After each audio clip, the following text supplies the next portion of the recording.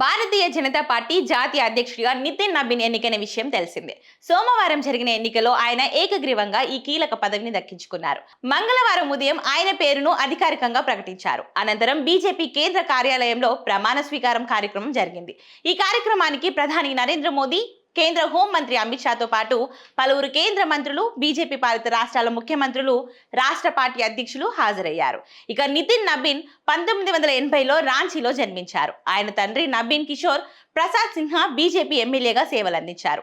2006లో తండ్రి మృతి అనంతరం నితిన్ రాజకీయ రంగ ప్రవేశం చేశారు. అదే ఏడాది జరిగిన ఉప ఎన్నికలో విజయం సాధించి అసెంబ్లీలో అడుగుపెట్టారు. తదుపరి 2010, 2015, 2020 ఎన్నికల్లో వరుసగా ఎమ్మెల్యేగా గెలిచి ఓటమి ఎరుగని నేతగా గుర్తింపు పొందారు. తాజాగా 2025లో జరిగిన అసెంబ్లీ ఎన్నికలో బీహార్ నుంచి 5సారి ఎమ్మెల్యేగా ఎన్నికయ్యారు.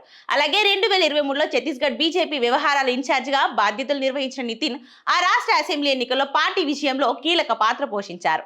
దీంతో పార్టీ హైకమాండ్ దృష్టిలో ప్రత్యేక గుర్తింపు పొందారు. ఉమ్మడి బీహార్ ప్రాంతం నుంచి బీజేపీ జాతీయ అధ్యక్ష స్థాయికి ఎదిగిన తొలి నేతగా నితిన్ నబీన్ చరిత్ర సృష్టించారు. ఇక ఈ ఏడాది తమిళనాడు, కేరళ, పశ్చిమ బెంగాల్, అస్సాంలో అసెంబ్లీ ఎన్నికలు జరగనున్న నేపథ్యంలో నితిన్ నబీన్ పార్టీని ఎలా ముందుకు నడిపిస్తారు, వివిధ పార్టీల నాయకత్వాన్ని ఎలా సమన్వయం చేస్తారన్నది రాజకీయ వర్గాలలో ఆసక్తికరంగా మారింది.